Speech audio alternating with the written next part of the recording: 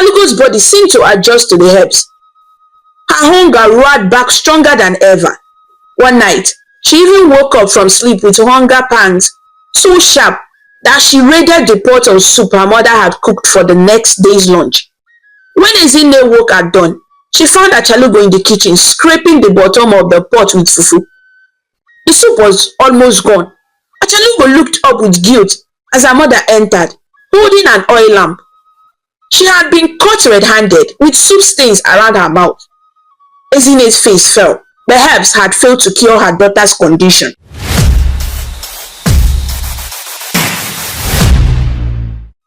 In the peaceful village of Eziama, there lived a girl who was as beautiful as a sunrise after the rain.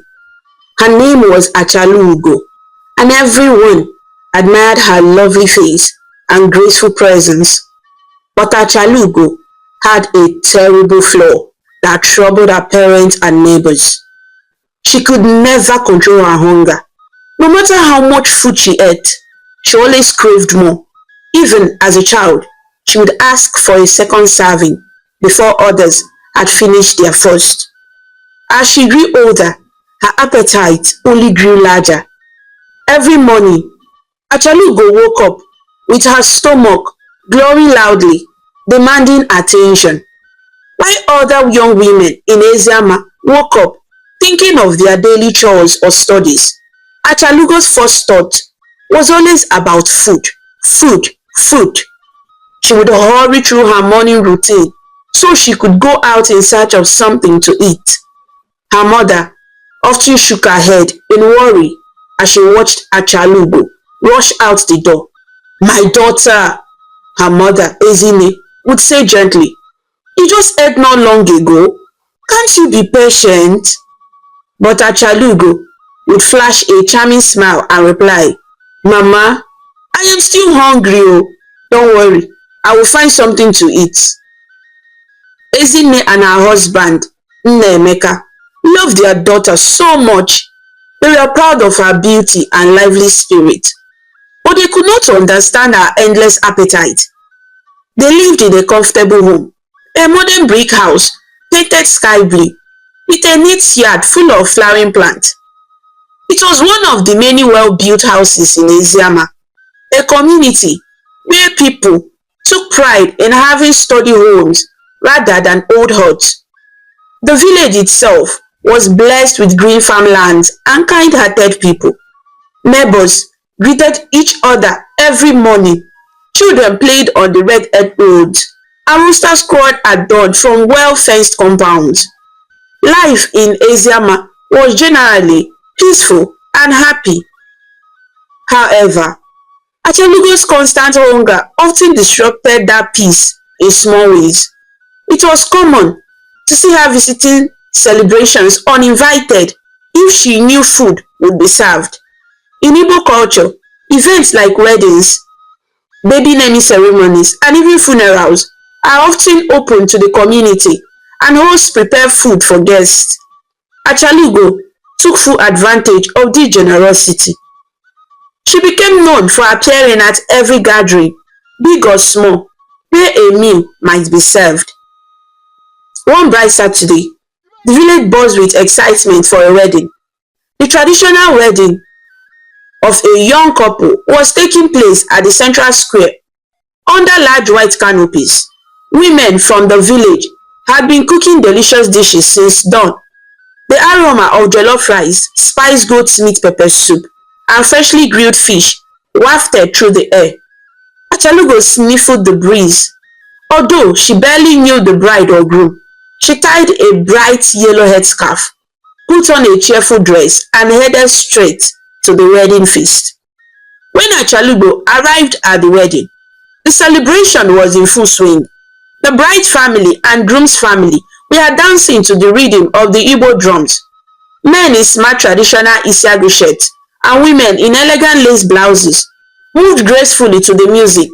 Guests cheered and sprayed naira notes on the dancing couple in celebration. Achalugo greeted a few people and quickly made her way toward the long tables where food was being served. At the buffet line, Achalugo beamed at the women serving. One of the cooks, Obioma, was a friend of hers. Obioma knew of Achalugo's appetite and often joked about it. Achalugo, should I bring an extra plate just for you? Obioma teased with a smile. Achalugo laughed, already holding out her plate eagerly. You know I won't say no to that, my sister, she replied playfully. True to her reputation, Achalugo piled her plate high. She added a mound of fragrant jollof rice, a generous portion of stewed chicken, some fried plantains, and a scoop of salad. Her plate was so full that a piece of meat nearly fell off the side. Other guests in line watched with wide eyes as Achalugo balanced her heaping plate. A man behind her chuckled and shook his head, and a little boy whispered to his mother, she must be very hungry. Achalugo paid no attention to their stares. She found a seat under a tree and began to eat happily. Every bite was pure joy to her. The spicy rice, the tender chicken, the sweet plantains. She relished them all. In no time, Achalugo finished her first plate and went back for seconds. This time, she refilled her plate with smoky jollof rice and took an extra piece of goat's meat from Obioma, who handed it over in a shaky manner so no one else would notice.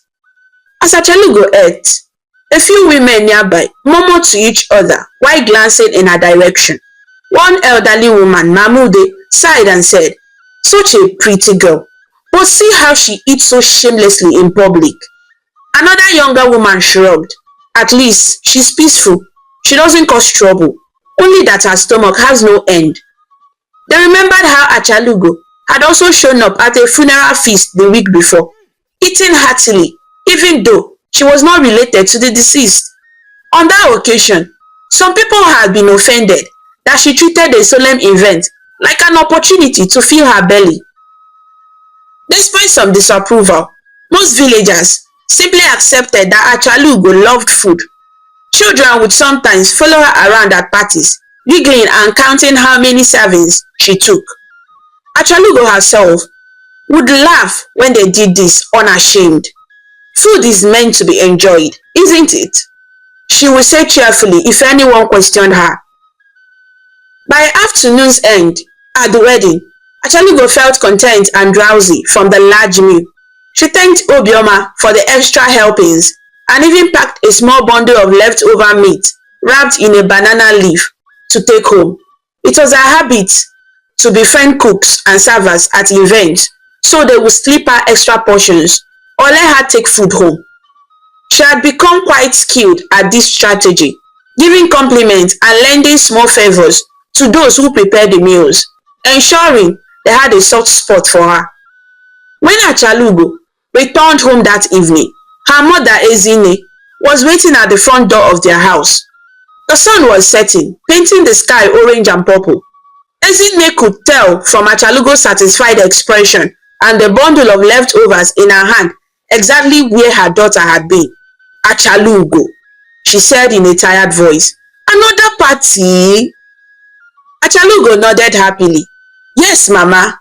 It was in Kem's wedding. The food was so delicious. I brought back some meat for later, she said, unwrapping the leaf to show her mother the piece of meat glistening with spicy red stew. Ezine frowned slightly. She invited her daughter inside and shut the door. The house was cozy, with electric lights casting a warm glow on the living room's plastered walls. Achalugo's father, Nna Emeka, sat on a wooden armchair reading a newspaper under a bulb. He looked up when he saw his daughter and the package she carried. By now, the family had talked about Achalugo's behavior many times. Nna Emeka folded his newspaper and said calmly, "Come sit down, my dear." Achalugo sat, still smiling and oblivious to her parents' worry. Her father cleared his throat. "Achalugo, your mother and I are concerned. We have noticed you went to 3 different ceremonies this week just to eat." He spoke gently but firmly. Achalugo looked down at her hands. "Papa, there was a lot of food though. And people don't mind me being there at all," she mumbled, though she knew some did mind. Ezinne sat beside her. It's not about others minding, my child. It's about you. This habit of yours is not healthy. You eat and eat, yet you are never satisfied. Her mother's voice held both concern and a hint of frustration. In truth, Achalugo knew something was odd about her endless hunger. She tried to feel grateful and content after meals, but an hour or two later, her stomach would rumble again, as if she hadn't eaten all day. She often felt hungry even when her mouth still tasted of food. She didn't understand why. Huh? I'm sorry, Achalugo said softly. I feel hungry all the time. I don't know why. I don't mean to upset anyone. There was a slight quiver in her voice. She loved her parents and didn't want them ashamed of her. Emeka reached out and patted her shoulder kindly. We know you don't mean any harm, but this constant eating will bring you trouble someday if you are not careful. A person who cannot control her mouth might offend someone or worse, offend the gods. Achalugo swallowed and nodded, but in her heart, she thought, how can enjoying food offend anyone? To her, it was a simple love.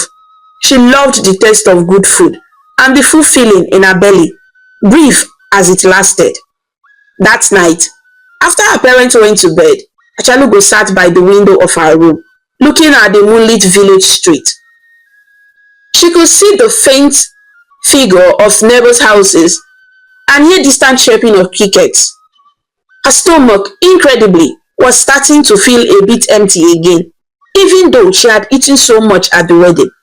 She reached for the leftover meat she had brought home and nibbled on a piece in the quiet darkness. As she chewed, she whispered to herself, it's just who I am. I love food. Is it really so bad? Achalugo did not have an answer. She only knew that the taste of the spiced meat made her happy at that moment. Eventually, she fell asleep with the last piece of meat resting on a small plate beside her bed, dreaming of the dishes she might taste at the next celebration. Achalugo's parents were determined to help their daughter overcome her endless appetite. In the weeks that followed the wedding incident, Ezinne and Emeka tried one idea after another. First, Ezinne visited a well-known herbalist in a neighboring town for advice. The elderly herbalist prepared a special mixture of bitter herbs that was said to reduce appetite. The concoction was a dark green liquid made from crushed bitter leaf and other local plants. It smelled sharp and medicinal. One evening, Ezinne brought the herbal medicine home and poured a cup for Achalugo. The family gathered in the kitchen. An early modern kitchen with tiled counters and a small refrigerator humming in the corner. Achalugo eyed the cup suspiciously as the strong bitter scent hit her nose. What is this, Mama? She asked, already grimacing. It's medicine to help your stomach feel full, so you won't be hungry so often, her mother explained. Many people use this herb to stop excessive hunger. Please, my dear, drink it. Achalugo hesitated, but the concerned look on her parents' faces convinced her to try. She pinched her nose and took a sip. The taste was far worse than the smell, extremely bitter and spicy, making her tongue burn. She coughed and almost spit it out, but her father urged her on. Finish it, Achalugo. Medicine is not meant to taste sweet, Emeka said. With great effort, Achalugo managed to swallow the cup of herbal mixture, shuddering with each gulp. Tears sprang to her eyes from the bitterness. When she finished, she gasped, sticking out her tongue. That was horrible, she spluttered. Her mother gave her a spoonful of honey to help with the aftertaste. Ezinne tried to hide a smile. Sometimes the best cures are bitter, she said, patting Achalugo's back. For the next few days, Achalugo dutifully drank the herbal mixture each morning and night. It did seem to dull her hunger a little at first. She felt slightly less eager for breakfast and thought perhaps it was working. Nna Emeka and Ezine were hopeful when they saw her eating a smaller portion of a yam porridge one morning. But by the end of that week, Achalugo's body seemed to adjust to the herbs. Her hunger roared back stronger than ever. One night, she even woke up from sleep with hunger pangs so sharp that she raided the pot of soup her mother had cooked for the next day's lunch. When Ezine woke at dawn, she found Achalugo in the kitchen scraping the bottom of the pot with fufu. The soup was almost gone. Achalugo looked up with guilt as her mother entered, holding an oil lamp. She had been caught red-handed with soup stains around her mouth. Ezine's face fell. The herbs had failed to cure her daughter's condition. That day, Nna Emeka decided to try a different approach: discipline. If gentle method did not work, perhaps strict ones would. He told Achalugo that she was forbidden from attending any more events for a while. He also said she must ask permission before eating anything outside of meal times at home. If she disobeyed, there would be consequences. Achalugo loved her parents and truly wanted to please them. So she agreed to these rules with her head bowed. For the next event in the village, a neighbor's baby naming ceremony, Achalugo stayed at home as her father ordered. She spent the day doing chores, sweeping their front yard and fetching water from the public tap down the road. But all day, she could not stop thinking about the feast she was missing. She later heard from a friend that they had served pounded yam and egusi soup and fried fish at the ceremony. Achalugo's mouth watered just hearing about it, and she felt miserable that she had not been there. Soon after, another celebration came, the New Yam Festival, which in Eziama was a big annual event with lots of food and music.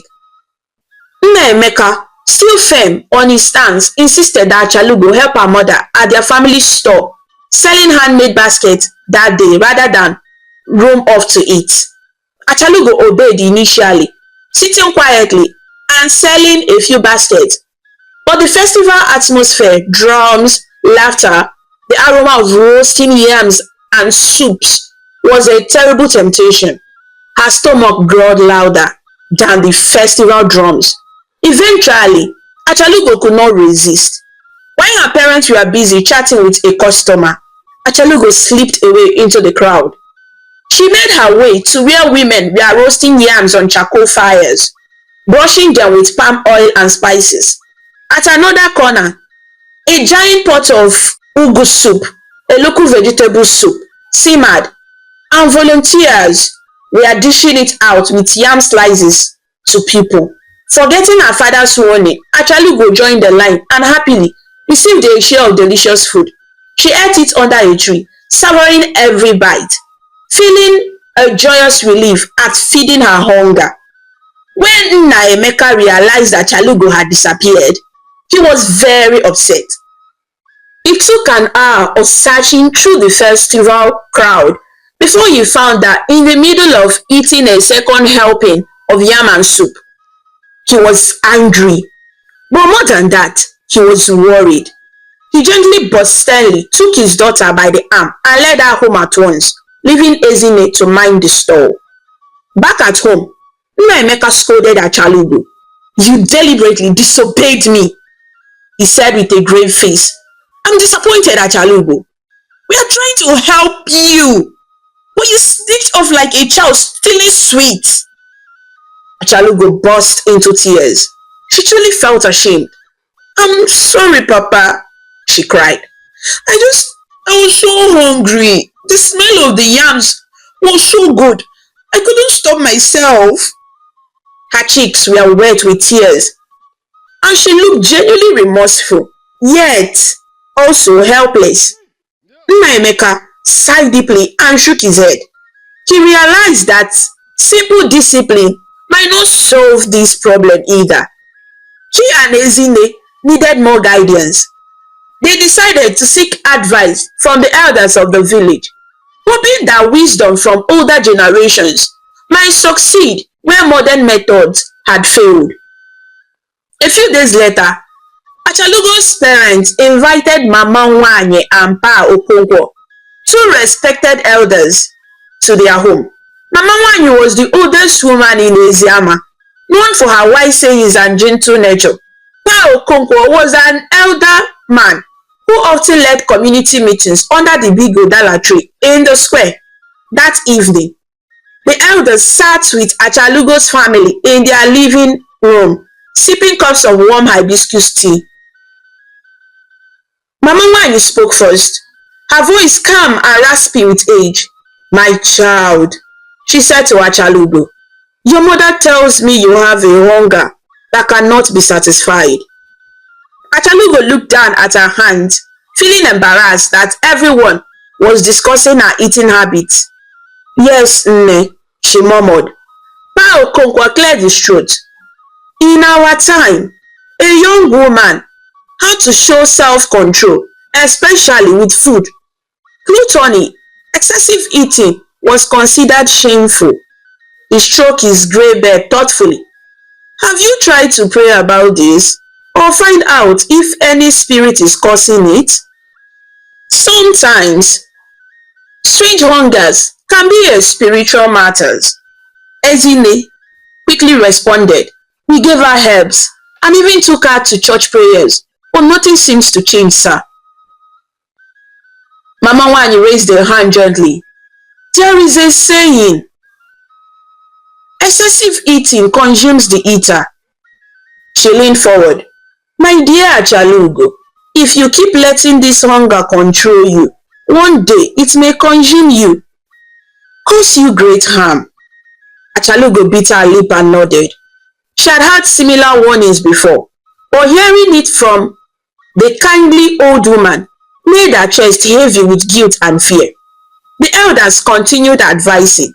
They told Achalugo stories of people in olden days who learned hard lessons from greed.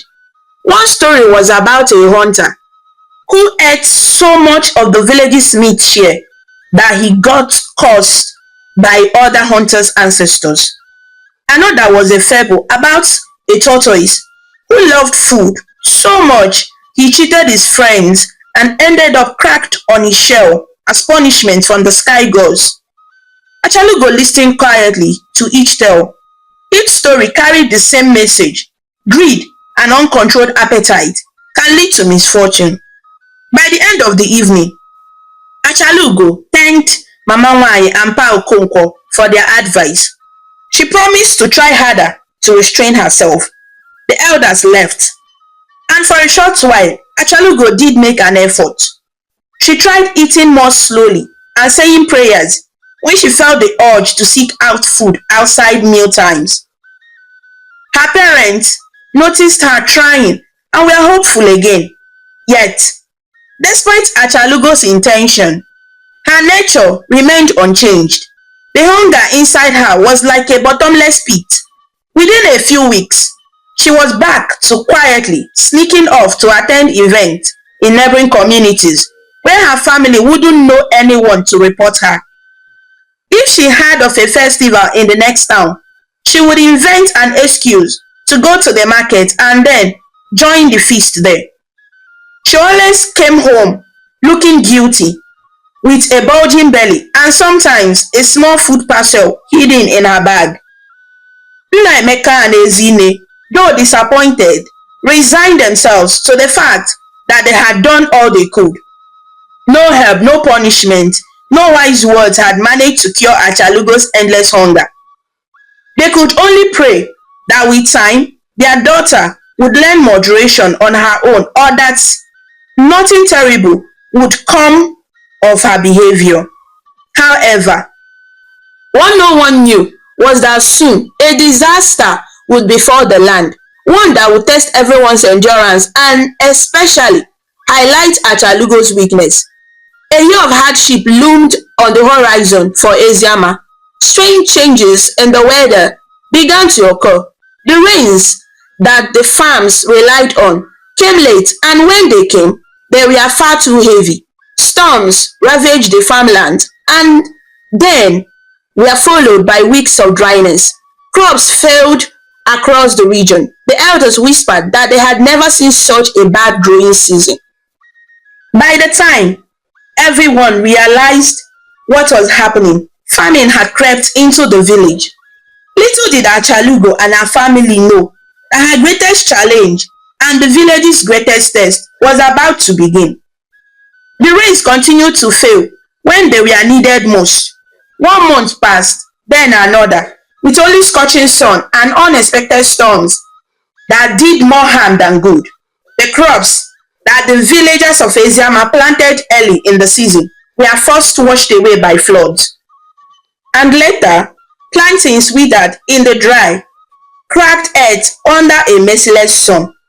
By harvest time, the yam barns were nearly empty and the cassava fields yielded little. Families began to feel the pangs of hunger daily. Eziama had faced hard times before, but this was the worst in living memory. Famine loomed over the community. Meals that were once hearty became scant. Instead of 3 meals a day, many households could only afford to eat one modest meal. Children no longer played with boundless energy. They sat listlessly in the shade, their bellies aching with hunger. The market, usually bright and busy, turned quiet. Stalls that used to overflow with plantains, vegetables, and grains were now often bare. People traded what little they had, sometimes swapping dried fish for a cup of gari, dried cassava flakes, or a bowl of beans. The sound of mothers soothing crying hungry babies at night became a sorrowful part of the village soundscape. Achalugo's family was not spared. Nnaemeka's harvest of yam and corn had largely failed. They had some reserves of dried cassava and a sack of rice stored, but with 3 people to feed and Achalugo's strong appetite, those reserves dwindled quickly. Ezine tried to ration the food carefully. She cooked thin soups with lots of water and wild greens to make the food stretch further. She would serve Achalugo a portion and watch as her daughter finished it in a moment, still looking desperately hungry. One afternoon, Achalugo found herself so hungry that she wandered into the nearby bush, trying to find anything edible, wild fruit or vegetables.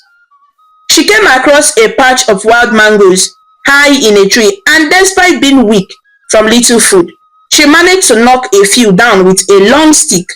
She devoured the small, tart mangoes right there, not even bothering to peel them. The juice dripped down her chin, but it was not enough to satisfy her hunger. As she walked back home, Achalugo passed by a neighbor's small farm plot. In better times, she would never have thought of stealing, but the emptiness in her stomach drove her thoughts. She saw a full half-grown cassava root still in the ground. Making sure no one was watching, she hurriedly dug one out with her fingers, snapped it off, and hid it under her wrapper. That night, in secret, Achalugo roasted the stolen cassava over a fire and ate it quietly outside. It was barely more than a bite or two, but it eased her hunger slightly. Still, guilt pricked her conscience. She had never stolen food like this before. She remembered the elders' warnings about greed, but reasoned with herself that she did it out of need, not mere greed. Nevertheless, she felt ashamed. As the situation grew more dire, the village leaders decided they needed divine guidance. They arranged a gathering at the village square with all the elders and any villagers who wished to attend. Achalugo went with her parents, joining the thin worried crowd under the fading evening light. Pa Okonkwo, the elder, spoke to everyone. "Our survival is at stake," he said in a grave voice. "We have tried everything within our power. We planted twice. The storms and droughts ruined it. We have prayed in our church and in our homes. Now we must seek the old ways and ask the gods and spirit for mercy." The people murmured in agreement. In Igbo tradition, when times of great trouble come, it is not uncommon to consult the oracle at a local shrine. In a corner of Eziama near the banks of the Imo River that flowed past the village, stood an ancient shrine that had been there long before modern houses or churches. It was a simple structure, a small thatched hut carved in wooden figure of a river deity and a clay pot for offerings. The shrine's priest, a middle-aged man named Dibia Sion, served as the mouthpiece of the spirit. That night, by the light of the moon and lanterns, the elders led a delegation, including Dibia Sion, to the shrine by the river. Many villagers followed behind anxiously, though some stayed a respectful distance if they felt uneasy about witnessing the oracle's consultation.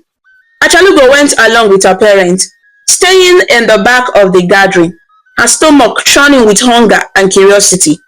At the shrine, Dibia Sion lit some incense made of dried herbs and kola nuts. He spoke incantations in a low voice and shook a rattle, calling upon the river spirit to speak. The river nearby glistened in the moonlight, its waters unusually still as if listening. Everyone fell silent. Even the insects in the bushes seemed to quiet down for that moment. Suddenly, the priest's body stiffened and his eyes rolled upward, wide, showing he was entering a trance.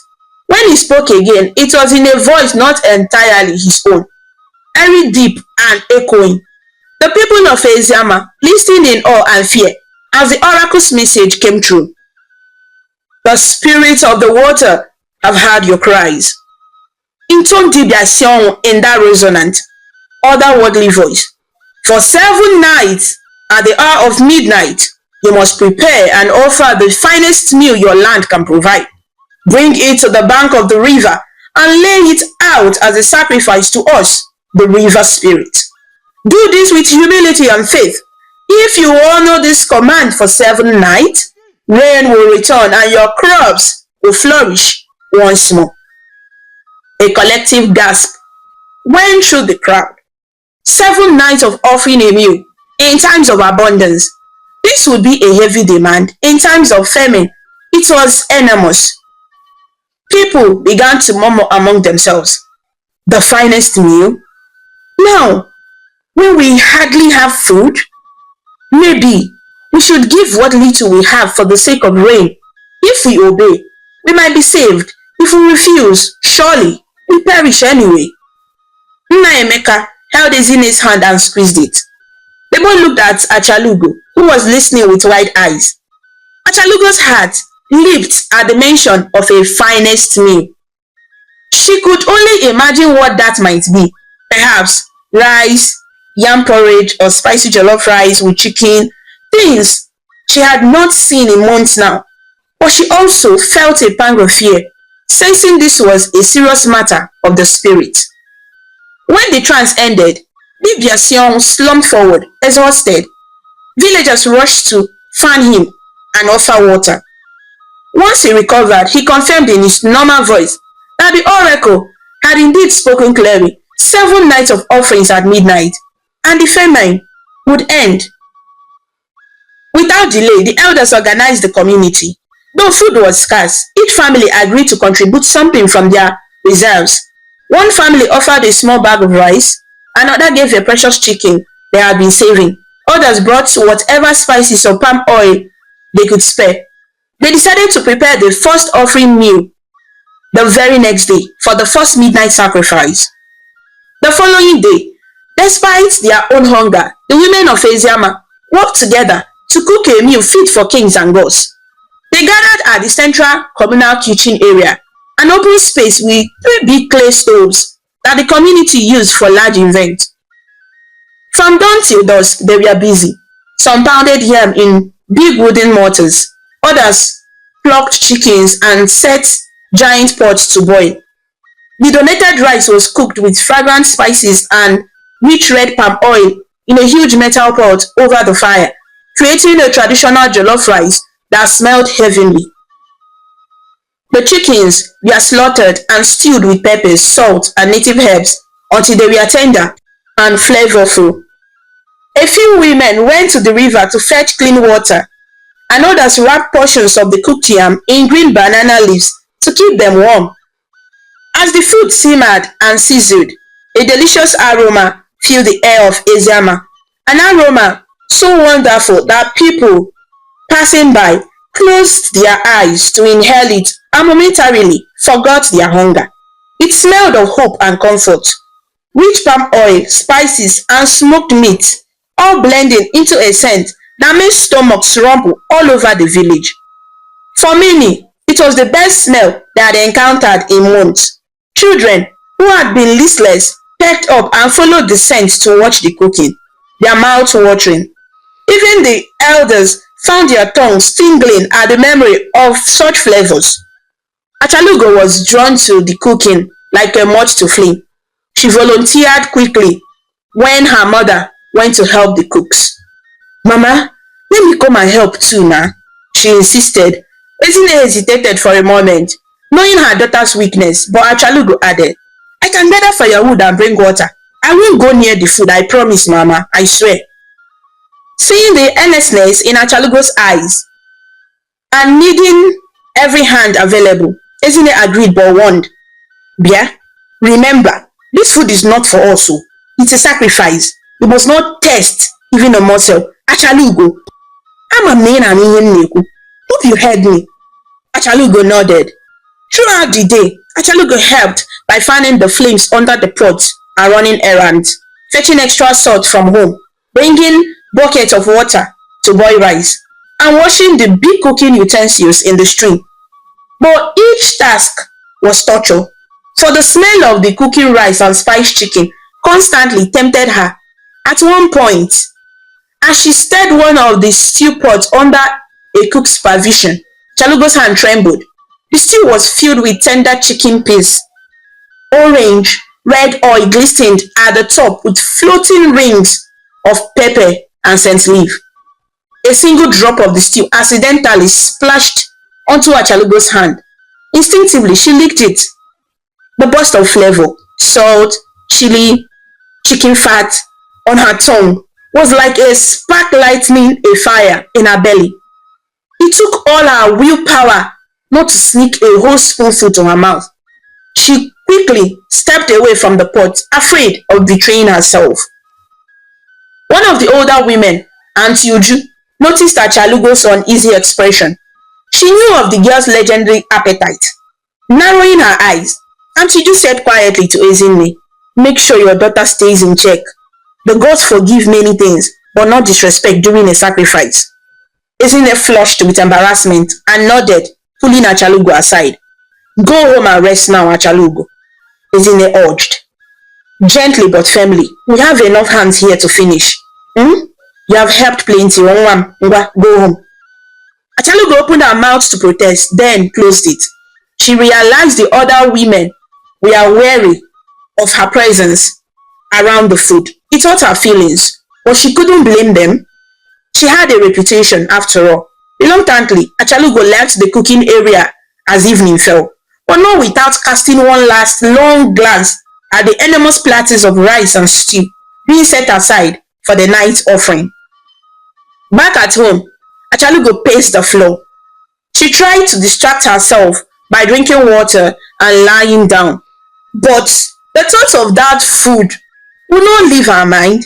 Her imagination conjured up the taste of the tender chicken and the spiced rice. She pictured the food piled high, steaming in the cool night air by the river, sitting unattended. Her stomach growled fiercely, as if scolding her for walking away earlier. Night descended fully. The villagers had agreed that at about 11:30 p.m., they would take the food to the designated spot by the river. Only a small group of chosen elders and the priest would go to perform the brief ritual and leave the food there. Everyone else was to stay back and pray for success. Achalugo's parents assumed she was asleep in her room, exhausted from the day's labor. In truth, Achalugo lay on her bed, wide awake, eyes open in the dark, battling the temptation that was growing by the minute. She knew the offering was sacred. It was meant for the spirit, not for her. Taking even a bite of it would be stealing from the gods. A terrible, unforgivable act according to all she had been taught. Yet, another voice in her mind whispered, "But I'm so hungry now. I'm a mortal, a human. I'm starving." The spirits have never hungered like this. They are well fed by worship. What would one bite mean? Would the spirit even miss a small portion? These thoughts swelled in her head, and as they did, her resolve wakened. Finally, about an hour before midnight, Achalugo made a decision. She got up as quietly as possible and crept to the door. In the main room, her parents were resting. Ezine was nodding off in a chair, and Naimeka was lying on a mat, whispering a prayer. They intended to go to the riverbank after the offering to see if rain would come. But for now, they were letting the elders handle the ritual. Achalugo slipped past the doorway into the night, careful not to make the wooden door creak loudly. Outside, the village was silent except for the chorus of crickets. The moon was only 18 crescent, so the night was quite dark. Achalugo knew the path to the river well, even in the darkness. Her heart pounded with both fear and anticipation as she hurried barefoot along the dirty road, keeping to the shadows of edges and walls. As she neared the river, she saw a few lantern lights bubbling between the trees. Those must be the elders carrying offering. Achalugo ducked behind a large breadfruit tree and waited. She watched from a distance as about 5 people, the priest, Dibiasion, Paokonkwo, Auntie Uju, and 2 other elders, arrived at the sacred spot by the river bank. The spot was marked by a large flat stone altar and 2 wooden posts hung with strips of white cloth, symbols to honor the spirit. The group set down the heavy trays and pots of food on the flat stone. Even from her hiding place, Achalugo could smell the rich scent of the meal. The elders bowed their heads in prayer as the priest raised his hands and quietly recited words to invite the river spirit to accept the offering. Achalugo could barely make out his words over the sound of blood rushing in her ears. She was trembling slightly. Part of her was still unsure if she would truly go through with this daring act. After a few minutes, the small ceremony was done. The elders left the food there, uncovered, so the aroma wafted freely, and they turned to walk back to the village. They planned to return in the early morning, hoping the food would be gone, a sign the spirit accepted it, and perhaps find droplets of rain or other positive omens. Achalugo stayed perfectly still as the elders passed by her hiding place. Luckily, in the dark they did not see her. When the last faint glow of their lanterns had receded and their footsteps faded, she crept out from behind the tree. Her mouth was already salivating and her stomach felt like it was twisting in knots of hunger. Ahead of her, on the altar stone, she could make out the figure of the offering. A large woven tray heaped with golden red jollof rice and succulent pieces of chicken, and next to it a covered clay pot likely containing the yam and stew. The moonlight reflected on the oil rice, making it shine. Achalugo's resolve crumbled entirely. In that moment, hunger and curiosity overwhelmed every bit of caution and fear in her. She stepped forward, fully intent on testing this food or the gods, no matter the consequences. With trembling hands, Achalugo stepped up to the stone altar by the river. The night air was cool, but she was sweating from nervous excitement and fear. Her eyes darted around to make sure no one else was present. Apart from the gentle ripple of the river and the distant hoot of an owl, all was quiet. The villagers had gone. She was alone with the offering meant for the spirit. Achalugo's heart pounded. Her conscience screamed at her to stop, but her hunger roared louder. She reached out and grabbed a small portion of the jollof rice with her fingers, blowing on it briefly. Just one bite, she whispered to herself. She put it in her mouth. It was heavenly. The rice was still warm and rich with palm oil and spices. The flavors exploded on Achalugo's tongue, a perfect blend of salt and pepper, and the sweetness of tomatoes in the stew. A soft moan of pleasure escaped her lips before she could stop it. In an instant, her resolve completely shattered. One bite was not enough. It only made her want more. Achalugo looked around once more, then quickly sank to her knees in front of the altar, as if in prayer. Only she was praying to the food. She scooped up handful after handful of rice and ate fast. All her moments of starvation, all her lifelong greed came together in that moment, and she lost all control. She tore into the tender piece of chicken, grease smearing her once beautiful lips. She broke off chunks of the pounded yam from the pot and dipped them into the rich stew, swallowing without even chewing properly. The quiet night was now filled with the sounds of her eating, slops and gulps, and signs of satisfaction. In no time, Achalugo had eaten far more than that one bite she promised herself. The large tray of jollof rice had been reduced to a few grains and oil streaks. The clay pot that held the yams and chicken stew was empty, save for bones and dregs of sauce. Achalugo sat back on the grass, breathing hard. Her stomach, which had been so empty, was now painfully full and distended. But for the first time in so long, she felt a moment of blissful fullness. She closed her eyes, forgetting where she was, forgetting why this food had been there in the first place. For that short moment, Achalugo felt content. But the moment did not last. A sudden gust of wind whipped around the clearing, rustling the trees violently. Achalugo's eyes flew open. The once still river began to churn, small waves slapping against the bank. A strange red glow appeared on the surface of the water, spreading like a stain. Achalugo's heart leaped in terror. She scrambled to her feet, realizing that midnight had arrived, and with it the spirit. Before she could think of what to do, an angry voice echoed through the darkness. It seemed to come from everywhere at once, from the river, from the sky, from the depths of the forest. "Who dares eat what belongs to the gods?" the voice boomed. Achalugo felt as if the ground had dropped from under her. Her blood ran cold. In the faint light, she saw shapes forming in the mist above the river, vague humanoid forms made of water and moonlight. The river spirits had arrived to claim their sacrifice, only to find empty plates and pots, and Achalugo caught in the act. "Who has committed this offense?" another voice hissed, sounding like the crackle of reeds in a fire.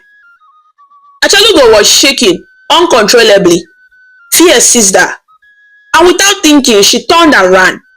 She bolted from the altar, trying to flee into the darkness of the trees, desperate to escape the wrath she had unleashed. But she could not escape. After only a few steps, Achalugo felt a horrible pain in her belly. It was as if an invisible hand had plumbed inside her stomach and was twisting it. She cried out and slowed down, but her feet tried to keep running. With each step she took, her stomach began to swell. The fullness she had felt from the food turned into an unnatural bloating. Achalugo clutched her abdomen, but it kept expanding, stretching her skin painfully.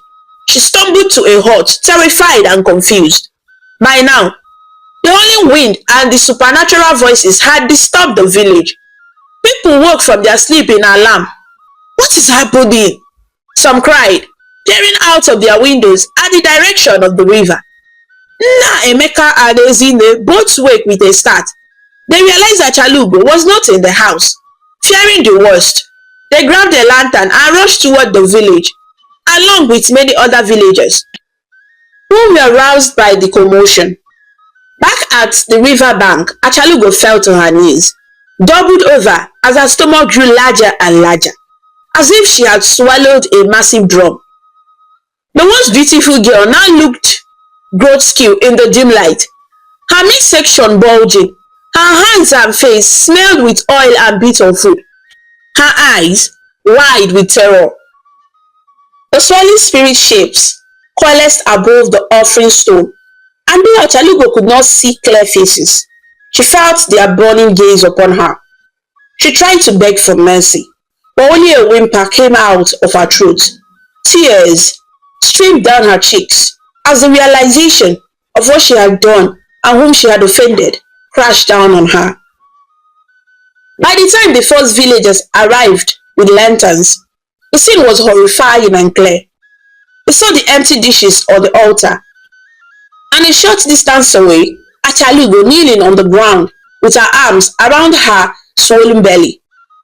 Her parents recognized her at once. "Achalugo!" Ezine screamed, both in fear and in disbelief.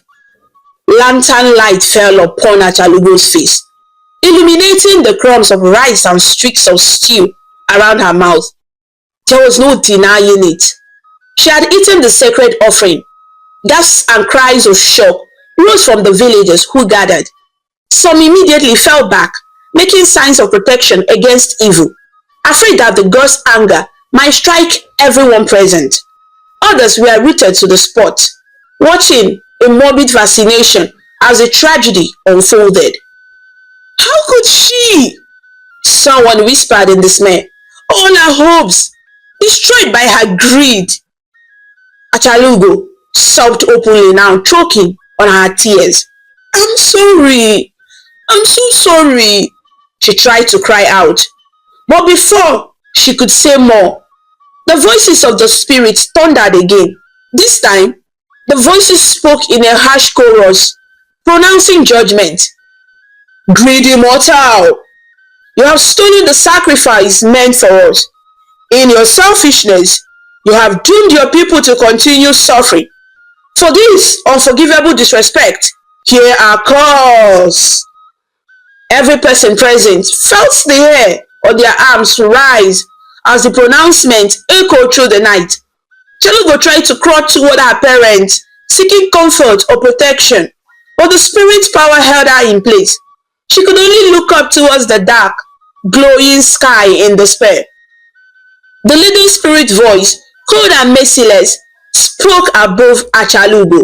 "From this night onward, you shall eat and eat without end, yet never shall you be full.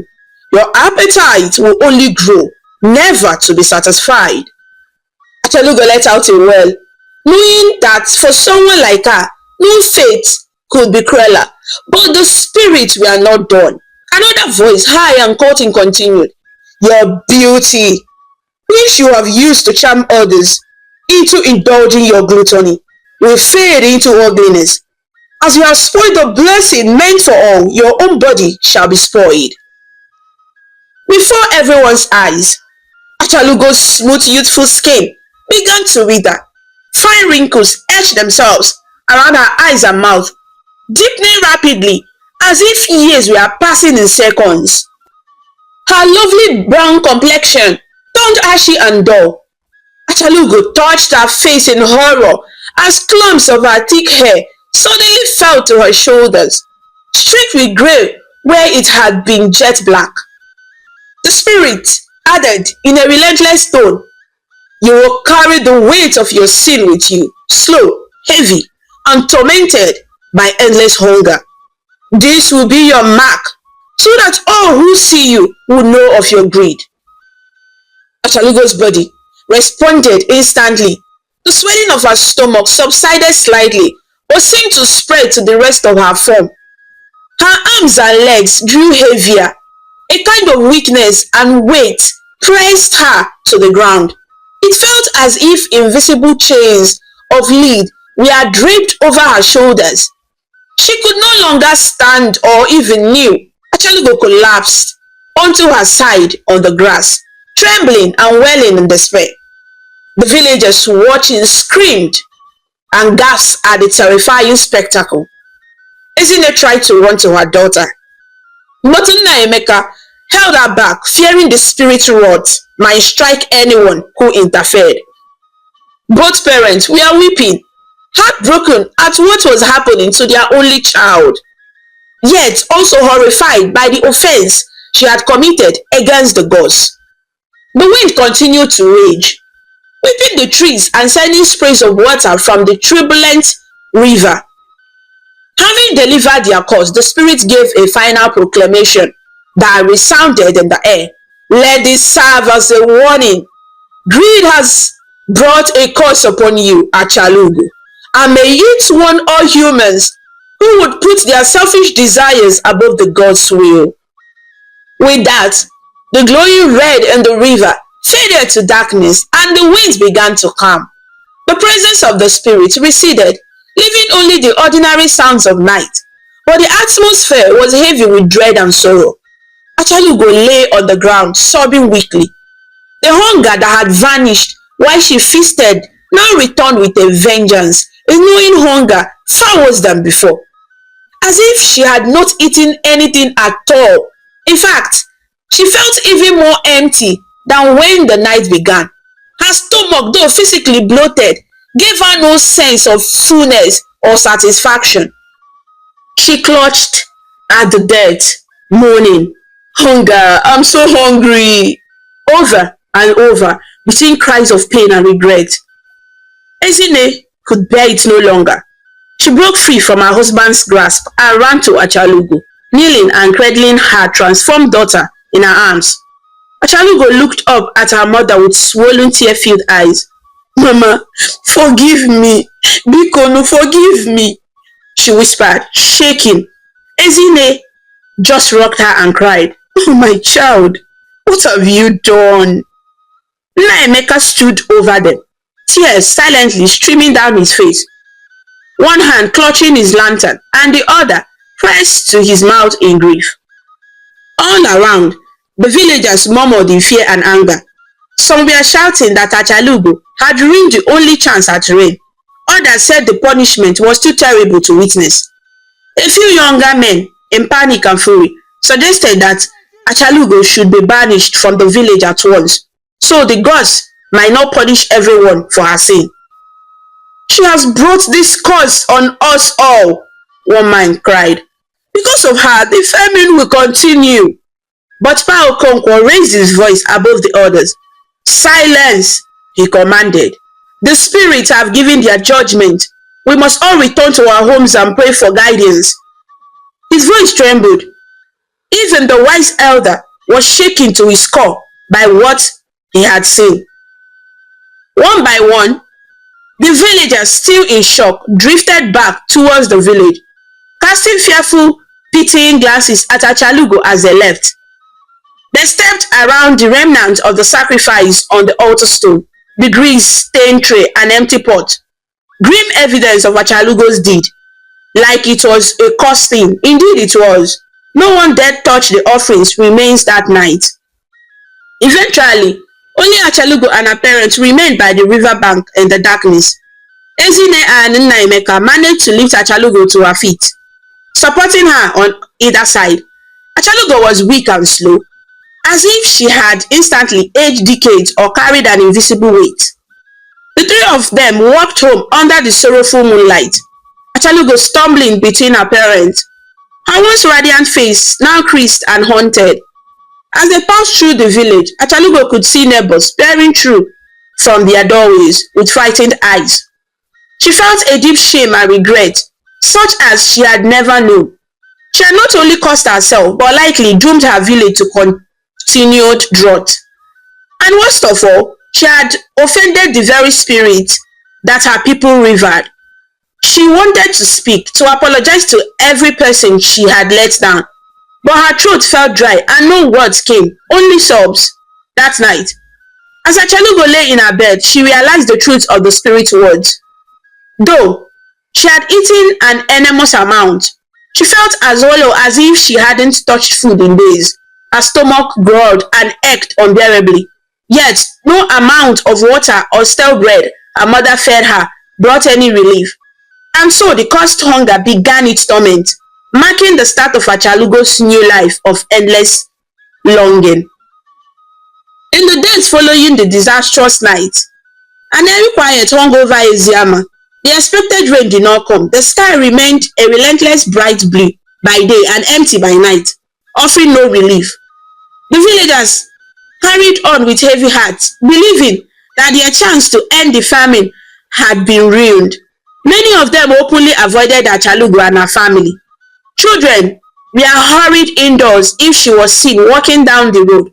Friends who used to chat with Ezine at the market now kept their distance, unsure what to say or how to meet her eyes.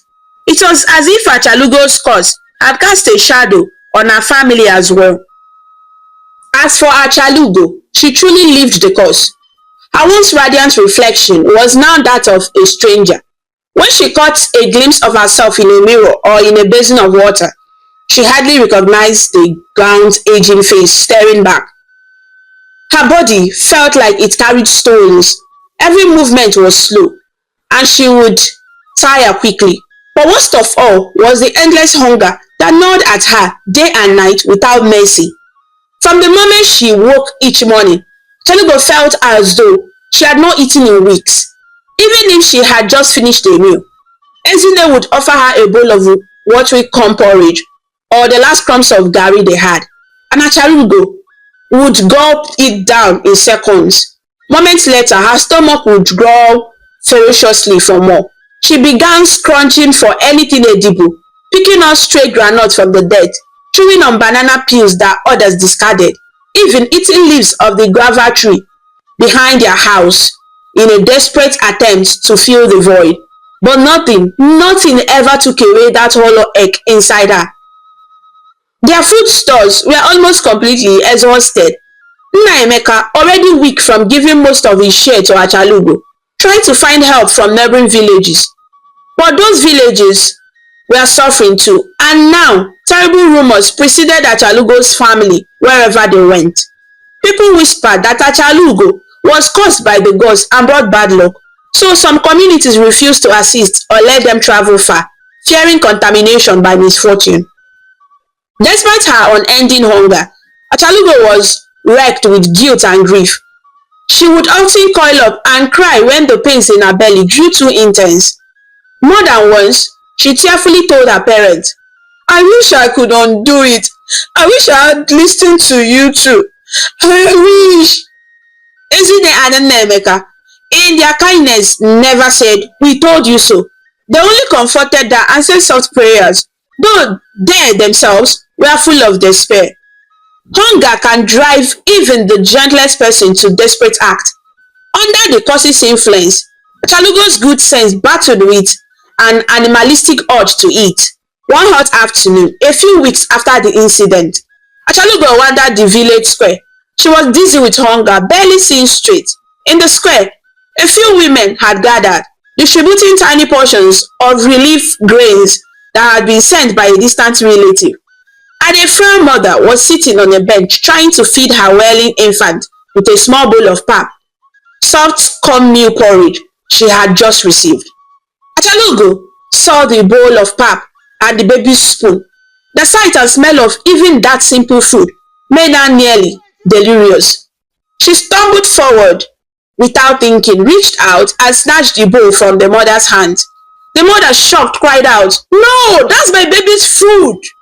But Achalugo had already poured the running pap into her own mouth, gulping it down desperately. The baby started screaming in hunger and confusion. The young mother's cry alerted others in the square. They turned to see Achalugo licking the last drop of the pap from the bowl, her eyes wide and ashamed at the same time. "Achalugo, how could you?" One of the women shouted angrily. "She's stealing a child's food now," yelled another, horrified. Realizing what she had done, Achalugo let the empty bowl drop from her fingers. She backed away, shaking her head, tears forming. I'm sorry. I'm so sorry," she stammered. But the women had already rushed to comfort the mother and baby, casting scathing looks at Achalugo. "It's the curse," someone muttered, not loud enough for Achalugo to hear clearly.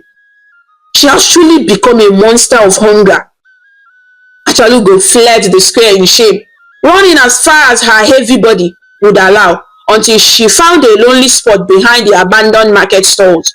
There she sank to the ground and wept bitterly. She cried for the baby she had just robbed of food. She cried for her village, still waiting hopelessly for rain.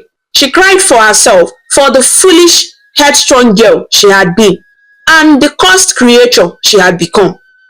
As her tears flowed, Achalugo realized that she could not go on like this.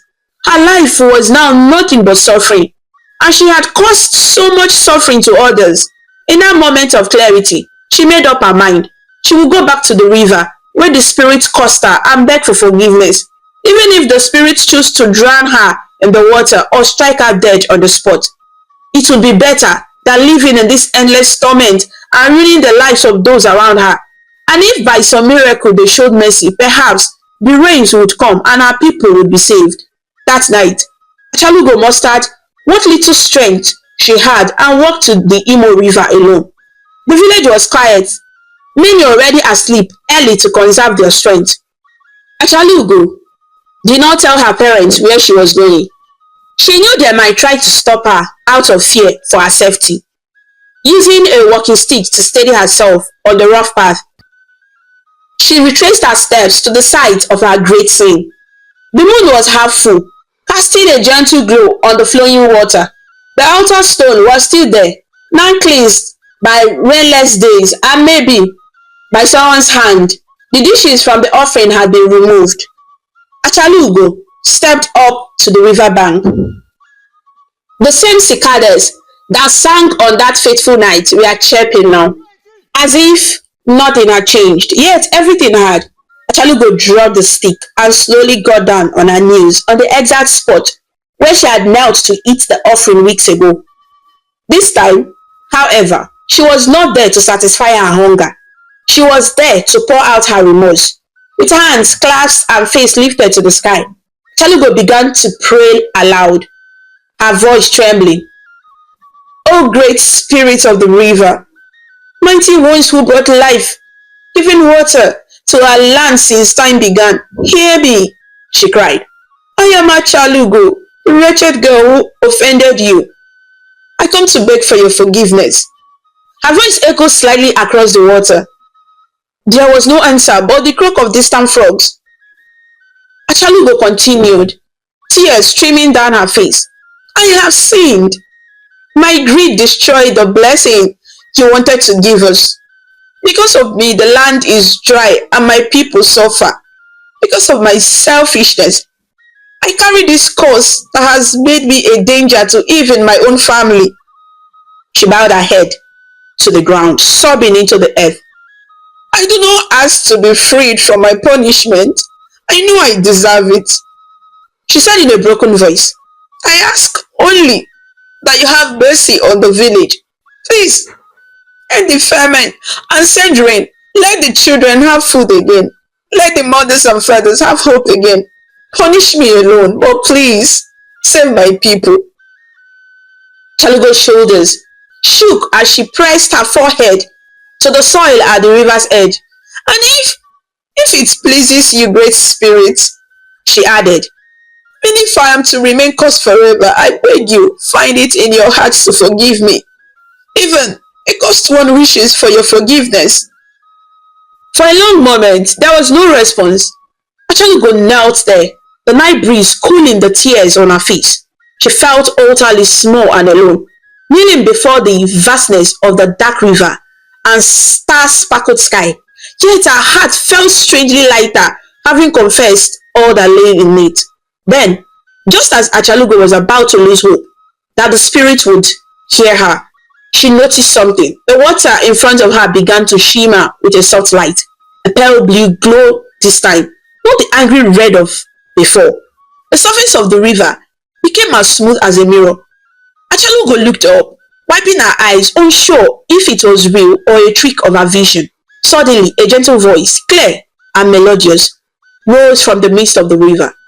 Though no figure was visible, it was as if the river itself spoke in a language that was understood not by the ears but by the heart. The words were simple and echoed with power. "Greed destroys blessings meant for everyone." Achalugo gasped softly. She knew it was the spirit speaking to her again. The statement hung in the air, reverberating in her mind. Greed destroys blessings meant for everyone. She now understood fully what it meant. Her greed had taken the blessings of rain through the offering that was meant for the entire community and turned it into a curse upon herself and hardship for everyone. Filled with regret and a strange peace at finally hearing the spirit, Achalugo prostrated herself, lying flat on the ground in submission. "It is true," she whispered. "My greed turned a blessing into a curse. I have learned my lesson, great ones. I will never forget it." The voice spoke one last time, soft as a sigh. "Let the rain return." As the voice faded, Achalugo felt a cold drop of water land on her cheek, then another. She lifted her head and looked up. The sky that had been clear moments before was now covered in thick clouds. In the next instant, those clouds opened and rain began to pour down. Fat droplets of rain fell on Achalugo, the river, and carried on towards the village, the farms beyond. And in a moment, Achalugo knelt in the mud, laughing and crying at once as the rain drenched her completely. She opened her mouth to the sky, tasting the sweet, fresh raindrop. Never had water tasted so good. "Thank you! Oh, thank you!" she cried out to the spirit between sobs of joy. Back in the village, the sleeping inhabitants were awakened by the drum of rain on their roofs. Some thought they were dreaming, others ran outside and began to whoop with joy when they felt the wet blessing on their faces. "It's raining! The rain is back!" people shouted. Children danced barefoot in the mud, laughing and shivering but too happy to care. Farmers rushed to place barrels and pots outside to collect as much water as possible. Old Pal Coke was stepped out under the downpour and simply raised his hands to the sky, tears of gratitude mixing with raindrops on his face. Ezine and Nnaemeka realized that Achalugo was gone from the house just as the rain started. Panicked, they too hurried to the river, suspecting what she might have done. What they found was their daughter soaked to the skin, kneeling with a calm expression as the rain fell all around. The heavy atmosphere that had surrounded her seemed to have lifted somewhat. Though she still looked aged and frail, there was a light in her eyes that hadn't been there since before the curse. Achalugo saw her parents and slowly got up, leaning on her mother for support. "The spirits, they have forgiven us," she said softly. "The rain is their answer." Ezine embraced her, and Nnaemeka embraced them both, none of them minding the rain that plastered their clothes to their bodies. Together, they walked home in the night, rain nourishing the earth at last under their feet. The rains did not stop with just that night. It rained the next day, and the next, and the next. Gentle showers of occasionally strong downpours soaked the pot fields. Within weeks, green shoots began to peek out from the soil that everyone thought was barren. The young vines twined upward again, cassava leaves sprouted anew, and corn stalks pushed out of the ground. The famine was over. Achalugo's village rejoiced and gave thanks. They held a small ceremony at the river to thank the spirit for their mercy, offering fruits and pouring palm wine into the water as gratitude. And this time, no one dared touch the offerings. The oracle priest declared that the gods had forgiven the community. However, Achalugo's personal curse remained. Though the spirit had shown mercy to the village, they did not revoke the punishment on Achalugo. She still felt the bottomless hunger always. Even as food became plentiful after the harvest, Achalugo could never feel full or truly enjoy the meals. If she ate an entire bowl of fufu with rich soup, she would be hungry minutes after, no matter how much fresh yam, beans or rice she consumed. The satiation would never come. True to the spirit's words, she would eat non-stop yet never be satisfied. Her physical appearance did not recover either. The youthful glow was gone forever. Achalugo's once smooth skin stayed peppery and wrinkled. Though she was a young woman, She had the face and daring of someone decades older. She tired easily under the weight of her body, which now had a permanent heaviness. Villagers treated her kindly because they sympathized with her misery and respected that she had ultimately helped bring back the rain by seeking for forgiveness. But there was also a distance. They regarded her as a living cautionary tale, a person set apart by the supernatural. Achalugo herself accepted this fate with humility. She spent her days quietly, often helping in the kitchens of the village, where, ironically, she could be near plenty of food, though it tormented her. If asked why she would do such work, Achalugo would smile sadly and say, "I ruined food for everyone once. Now, I will cook food for everyone as long as I live." And indeed, she became known for ladling out generous portions to any child who came hungry, though she dared not taste a spoonful herself, beyond what little she needed to survive her course. Over time, the story of Achalugo's greed and its consequences spread beyond Eziama to many other towns. It was told by mothers to their children at bedtime, by elders to teenagers who might be tempted by excess, and by priests and teachers who emphasize the importance of self-control and community.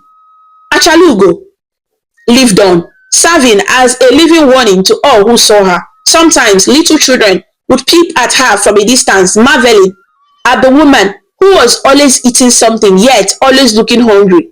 If they got too close, their parents would quickly call them back and gently remind them of the lesson. Greed turns blessings into curses. If you ever steal a sacrifice, hunger will steal your peace forever. And so, the moral of Achalugo's story became ingrained in the community's vision. They learned that self-control protects one's destiny. For if Achalugo had controlled her urge that night, she would have remained a happy, beautiful girl, and the famine would have ended without tragedy. By taking what was meant for others and the gods, she lost what was meant for her, her youth, her beauty, and her peace. Achalugo's life remained a difficult one, but she found a new purpose in it. Though cursed, she used her days to help others and to caution them away from the path she once took. In her own painful way, she ensured that the lesson of greed would not be easily forgotten in Eziama. And whenever the rains came timely and the harvests were good, the people remembered to be grateful and to share their blessings, mindful that greed and selfishness could easily snatch those blessings away. The tale of the ever-hungry girl of Eziama was told for generations. A story of how greed can turn a gift into a curse and how true repentance and self-control are essential to protect the blessings of life. It stood as a warning that one who takes what is meant for everyone may end up with nothing but emptiness within, as Achalugo did, forever seeking, forever learning the value of the very restraint she once failed to have. Greed turns blessings into curses when you take what is meant for others, or for God's. You harm the whole community and lose your own peace. True strength is self-control, knowing when to stop, honoring boundaries, and respecting sacred and shared things. Choices have consequences. One selfish act can bring long suffering, while humility, confession, and restitution can help heal the land. Guard your appetite, whether for food, money, or attention, so it doesn't master you. Self-control protects your destiny, and generosity keeps blessings flowing for everyone. Thank you so much for watching the story about Achalugo on African Stories by V. If you liked it and learned a lot from our journey, please show your support by clicking the like button, sharing with your friends, and leaving a comment below. To see more interesting stories and learn about different culture, subscribe to African Stories by V, and do not forget to ring the notification bell so you never miss a new story. Your support means a lot and helps us bring more stories to you. Until we meet again, stay connected, stay inspired, and keep smiling.